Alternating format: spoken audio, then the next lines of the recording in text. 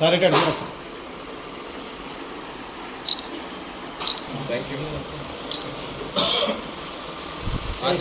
అందరూ చాయ్ తాగి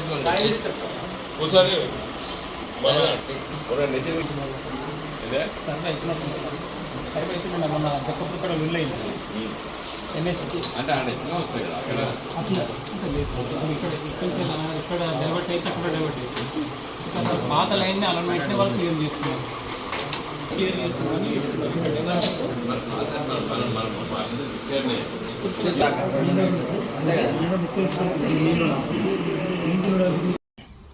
ఈరోజు ఉదయం నుండి నేను హుజురాబాదు, జమ్మికుంట, వేణువంక, అదేవిధంగా మానకొండూరు మీదకి వెళ్ళి కరీంనగర్లో వివాహ వేడుక సందర్భంలో చూపదండి నియోజకవర్గ మిత్రులు, అదేవిధంగా బోయినపల్లి మండలం నుండి ఇప్పుడు ఇక్కడ రావడం జరిగింది. నిన్న మొన్న ఇక్కడ మిత్రులందరూ కూడా చాలా విషయాలు మా దృష్టికి తీసుకొచ్చారు. ఏం విషయం అంటే యాసంగి నాటేసి ఇప్పుడిప్పుడే పచ్చబడుతుంది పొలాలు, ఇప్పుడే యూరియా బస్తాలు వేస్తారు, ఇంకో వారం 10 రోజులు డిఏపి బస్తాలు వేయాలి, మళ్ళీ రెండోసారి మళ్ళీ యూరియా వేయాలి. అంటే మార్చి 10-15 లోపల ఈ ఖర్చు అంతా పెట్టుబడి అంతా రైతులు పెట్టవలసిన అవసరం ఉంటుంది. చెప్తే వినిపించుకోకపోయా రేవంత్ రెడ్డి, ఇలా లక్షలాది రైతుల కష్టాలని అర్థం చేసుకోకపోయా. ఏ విషయంలో? గోదావరి నదీ జలాలని ఎత్తిపోతల ద్వారా తప్పితే వేరే గత్యంతరం లేదు తెలంగాణకి. ఎస్ఆర్ఎస్పి ప్రాజెక్టు కాకతీయ కెనాల్ ద్వారా, వరద కాలువ ద్వారా, ఎల్ఎండి మిడ్మానేరు నిండి కాకతీయ కెనాల్ ద్వారా సూర్యాపేట దాకా పోయేటువంటి విషయం మనకందరికీ తెలుసు.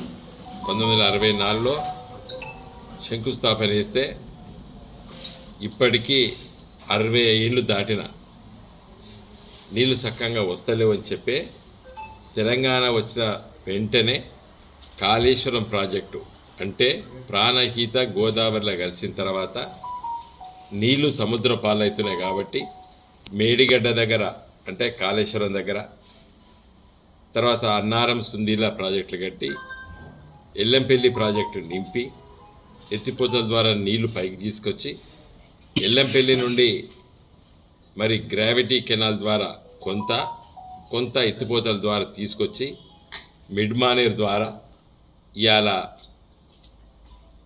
యావత్తు ఉత్తర తెలంగాణ జిల్లాలకి, ముఖ్యంగా మిడ్మానేర్ నుండి మళ్ళీ ఎత్తిపోతల పథకం ద్వారా రంగనాయక సాగర్ దగ్గర తీసుకెళ్ళి, మల్లన్న సాగర్ దగ్గర తీసుకెళ్ళి, కొండపోచల దగ్గర తీసుకెళ్ళి ఈ మెదక్ జిల్లా, పూర్వపు మెదక్ జిల్లా, ఇటు పూర్వపు నిజామాబాద్ జిల్లా, కరీంనగర్ జిల్లా, వరంగల్ జిల్లా, నల్గొండ జిల్లా ప్రాంతాల్లోకి నీళ్ళు ఇచ్చేటువంటి గొప్ప ఆలోచన విధానంతో కాళేశ్వరం ప్రాజెక్టు నిర్మించబడ్డది.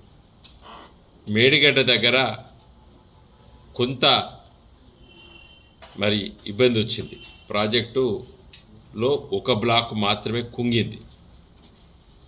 దాన్ని రాజకీయం చేసి రేవంత్ రెడ్డి దాదాపు ఇప్పటికీ 14-16 నెలలైంది ఏది అది కుంగి. ఇప్పటివరకు ఏమైనా అంటే నేషనల్ డ్యామ్ సేఫ్టీ అథారిటీ వాళ్ళ చేతిలో ఉన్నది, నా చేతిలో లేదు అంటాడు.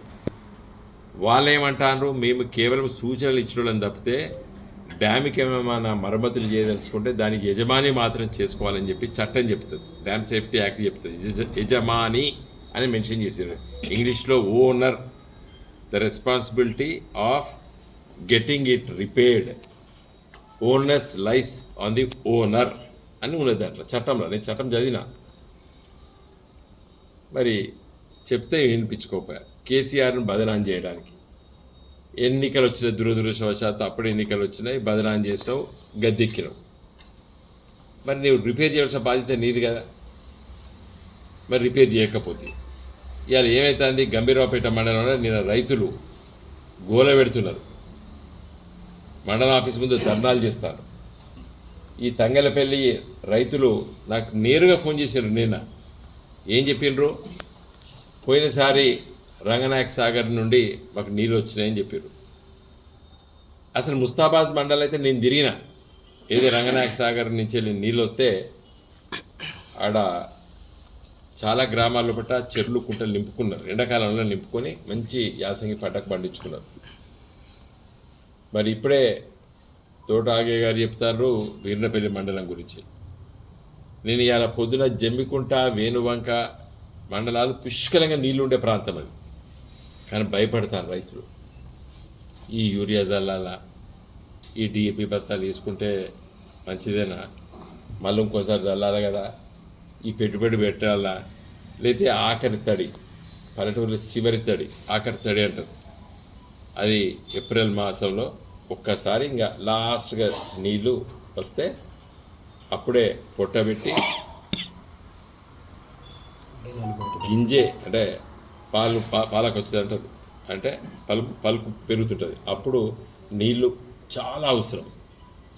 మరి అది భయపడతారు రైతులు, ముఖ్యంగా పూర్వపు వరంగల్ జిల్లా, పూర్వపు కరీంనగర్ జిల్లా రైతులైతే. నేను నిన్న కూడా వరంగల్ జిల్లాలో పర్యటన చేసిన, కొన్ని పెళ్ళిళ్ళ కార్యక్రమాలు, సాగు కార్యక్రమాలు అవన్నీ చూసుకుంటూ తిరుగుతున్నప్పుడు రైతులతో మాట్లాడుతున్నప్పుడు, నిన్న ఇవాళ విస్తృతంగా తిరుగుతున్నప్పుడు నాకు అర్థమైంది అంటే రైతులు ఇంకా పెట్టుబడి పెట్టాలా ఆగాల, ఇంకా పోతే నాటుకుట్లు నారేయడానికి కూళ్ళు పోతాయి.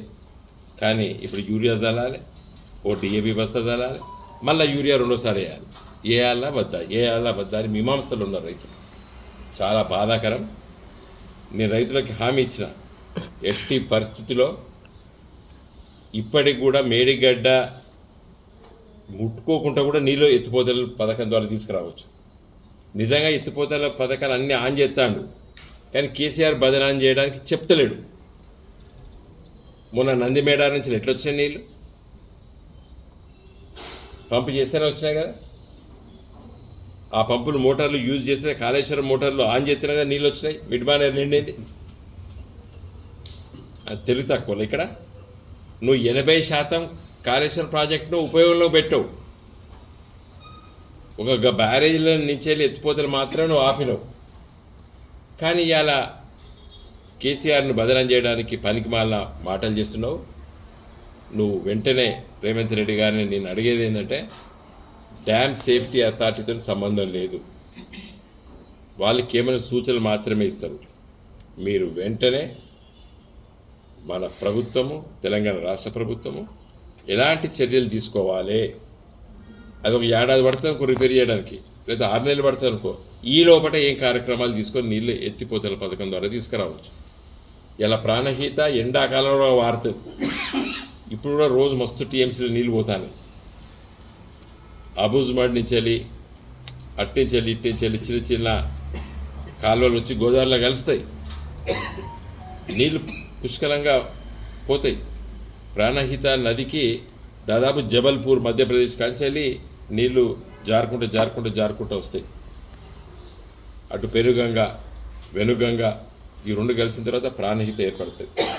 కాబట్టి పుష్కలమైనటువంటి ఈ నీటి సంబంధని సముద్ర పాలు కాకుండా చేయాలని నేను డిమాండ్ చేస్తున్నాను. రేవంత్ రెడ్డి గారు వెంటనే మరి మరమ్మతులు చేపట్టి వాటిపైన చర్యలు తీసుకోవాలి. ఈలోపు మరి మేడిగడ్డ దగ్గర నుంచి కాకుండా కూడా గోదావరి కలిసేది కాళేశ్వరం కాడ కలుస్తుంది. ఇంకా నీళ్ళు కింది పోకుండా మరి అక్కడ దాన్ని లిఫ్ట్ చేసి మరి అన్నారం సుందిల నింపి ఇక్కడ ఎల్లంపల్లి నింపి ఏప్రిల్ మాసం వరకు, ఏప్రిల్ మాసం వరకు రైతులకి నీళ్లు ఇవ్వవలసిన అవసరం ఉన్నది.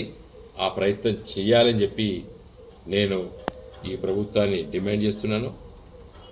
కేవలము రాజకీయ బురద చల్లడానికి చల్లేదో చల్లినవు, ఇంకా నువ్వు చల్లితే పడేటోడు కూడా ఎవరు లేడు. బురద చల్లినం అయిపోయింది, ఇంకా ఇప్పుడు బురద లేదు, చల్లడానికి కూడా నీకు బురద లేదు. కాబట్టి దయచేసి రేవంత్ రెడ్డి గారిని, ఉత్తమ్ కుమార్ రెడ్డి గారిని, ఆ ఇంజనీరింగ్ సిబ్బంది మీరు కూడా ఏం చేయొచ్చు, ఎప్పటిలోగా చేయొచ్చు, ఎట్లా ఈ ఎండాకాలంలో రైతుని కాపాడుకోవచ్చు. ఇప్పుడు యాసంగి పంట ఇప్పుడిప్పుడే మరి నారు ఏనుకున్నది, ఇప్పుడే యూరియా బస్తాలు వేయాలి, డిఏపి బస్తాలు వేయాలి, మళ్ళీ ఒకసారి యూరియా బస్తా వేయాలి, మళ్ళీ పుట్టబెట్టాలి, మరి మళ్ళీ ఇంకోసారి దాన్ని కాపాడుకోవాలి. ఈ లోపల ఏమైనా రోగాలు వస్తే వాటిని మందులు చల్లాలి. పెట్టుబడి అంతా ఇప్పుడే రైతులు పెట్టబోతున్నారు. కాబట్టి నువ్వు నీళ్లు పుష్కలంగా ఇచ్చేటువంటి అవకాశాలు మంచిగా ఉన్నాయి. రైతుల్ని నేను ధైర్యం చెప్పినాను, మీరేం బాధపడకండి. మేము ప్రతిపక్ష పాత్ర వహిస్తున్నాము. మేము ఈరోజు సిరిసిల్ల లోపల సాయంకాలం ప్రెస్ మీట్ పెట్టి గట్టిగా చెప్తామని చెప్పి కూడా నేను ఇవాళ ఉదయం పూట నుండి హన్మకొండ నుండి ప్రయాణం చేసి ఇక్కడ దాకా వచ్చిన. చాలా పెళ్ళిళ్ళే వస్తాయనే ఇదివరకు పుష్కలంగా పోయేది కదా కాకతీయ కెనాలు, ఇప్పుడు అవపడతలేవు అని కూడా మాట్లాడతారు కొందరు. కాబట్టి మీరు దయచేసి ఈ కార్యక్రమాన్ని వెంటనే ఒక స్పెషల్ మీటింగ్ పెట్టమని చెప్పి కూడా డిమాండ్ చేస్తున్నాను. అలాంటి ఈ డ్యామ్ సేఫ్టీ అథారిటీ కేవలం సూచనలు ఇవ్వడానికే పనిచేస్తుంది. అదేమి రిపోర్ట్ అంటే ఏం రిపోర్టు అయింది కుంగింది అని ఇస్తాడు, అంతకంటే ఏమి ఇస్తాడు. ఇప్పుడు ఇవాళ కూడా ఒక ప్రముఖ తెలుగు పత్రికలో వచ్చినాయి, ఏమైనా కుంగింది అంటాడు. ఏమంటాడు? కుంగింది. ఎట్లా కుంగింది అంటే కుంగింది, దాన్ని రిపేర్ చేసుకోవాలి. ఇవాళ పోలవరం ప్రాజెక్టు కూడా పెద్ద దెబ్బ తాకింది దానికి. ఎవడు చర్చ పెడతలేడు అక్కడ. దాదాపు 5,000 కోట్ల రూపాయలు అదనంగా ఖర్చు పెడుతుంది ఇలా ఆ రాష్ట్ర ప్రభుత్వం. అక్కడ మొత్తం కొట్టుకపోయిందంటే కొట్టుకపోయిందన్నారు అందరూ. కొట్టుకపోయిందా లేకపోతే కుంగిందా అనేది వాళ్ళ వల్లే మాట్లాడు. ఒక గట్టు ఉండాలి రాష్ట్రం అంటే. మళ్ళీ కేంద్ర ప్రభుత్వం నుంచి తెప్పించుకున్నారు డబ్బులు. ఇట్లా ఎన్నో దిక్కుల డ్యాములు అయినాయి. నేను ఇంకా కొన్ని రోజుల తర్వాత ఇది ఇప్పుడే తెగేది కాదు, ఇలా చెప్తే ఆయన ఇంటర్నెట్ కూడా నేను అనుకుంటలేను. మేము ఎన్ని డ్యాములు ఇట్లా కుంగినాయి, ఏమైనాయి, అయినప్పుడు ఏం చేసిండ్రు, అవన్నీ కూడా తీసినాం. మేము కూడా చెప్తాం. కాబట్టి ఈరోజు రాజన్న సిరిసిల్ల జిల్లా కేంద్రం నుండి నేను మిమ్మల్ని విజ్ఞప్తి చేస్తున్నాను, వెంటనే చర్యలు తీసుకోండి. ఒకటి, మేడిగడ్డ ప్రాజెక్టును ఎట్లా రిపేర్ చేయాలనేది చర్యలు తీసుకోండి. డ్యామ్ సేఫ్టీ అథారిటీతోనే మీకు ఏమీ సంబంధం లేదు. ఆ రిపోర్ట్ వచ్చేదానికి వేచి చూడాల్సిన అవసరం లేదు. ఇప్పటికే మీరు 16 నెలలు టైం వేస్ట్ చేశారు. కాబట్టి వెంటనే దానిపైన చర్యలు తీసుకోండి.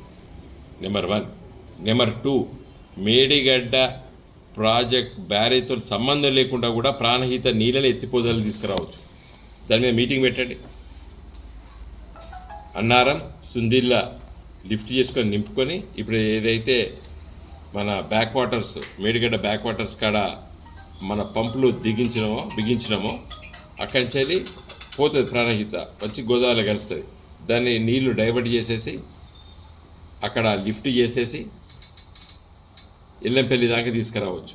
మధ్యలో అన్నారం సుందిల్ల ప్రాజెక్టులు మంచిగా ఉన్నాయి కాబట్టి లిఫ్ట్ చేసుకొని వచ్చి ఎల్లంపల్లి నుండి మరి నందిమేడారం తీసుకొచ్చి మన ఈ ఫ్లడ్ ఫ్లో కెనాల్లో వేసి మిడ్ మానేర్ నింపి ఇటు మల్లన్న సాగర్ దాకా రంగనాయక సాగర్ దాకా ఇటు కాకతీయ కెనాల్ ద్వారా అంటే ఎల్ఎండి నుండి కాకతీయ కెనాల్ ద్వారా సూర్యాపేట వరకు కూడా నీళ్ళు తీసుకుపోవచ్చు. ఈ మిడ్ మానేర్ నుండి మల్కపేట నింపొచ్చు. మల్కపేట నుండి మరి పైకి లిఫ్ట్ చేయొచ్చు.